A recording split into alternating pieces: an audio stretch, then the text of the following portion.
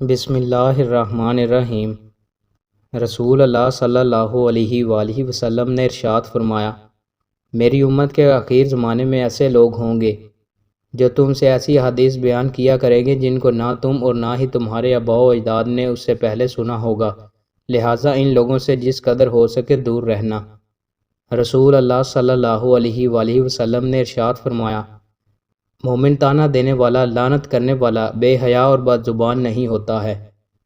رسول اللہ صلی اللہ علیہ وآلہ وسلم نے ارشاد فرمایا، بے شک اللہ ظالم کو ڈھیل دیتا رہتا ہے، لیکن وہ جب اسے پکڑتا ہے تو پھر اسے چھوڑتا نہیں۔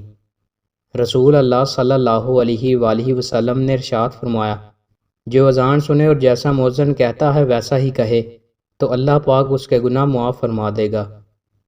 رسول اللہ صلی اللہ علیہ وآلہ وسلم نے ارشاد فرمایا، ہر نشہ آور چیز شراب ہے اور ہر نشہ آور چیز حرام ہے۔ جس شخص نے دنیا میں شراب پی اور وہ اسی پر دوام کرتے ہوئے توبہ کیے بغیر فوت ہو جائے تو وہ اسے آخرت میں نہیں پیے گا۔ رسول اللہ صلی اللہ علیہ وآلہ وسلم نے ارشاد فرمایا، کوئی بخیل، کوئی دھوکہ باز، کوئی خیانت کرنے والا اور کوئی بد اخلاق شخص جنت میں داخل نہیں ہوگا۔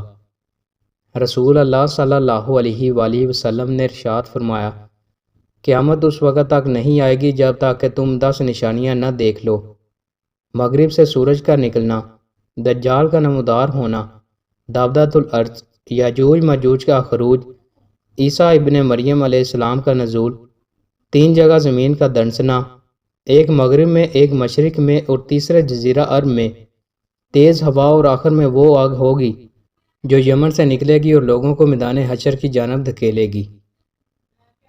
دوستوں، مزید اچھی ویڈیوز کے لیے ہمارے چینل کو سبسکرائب لازمی کریں۔ بہت شکریہ۔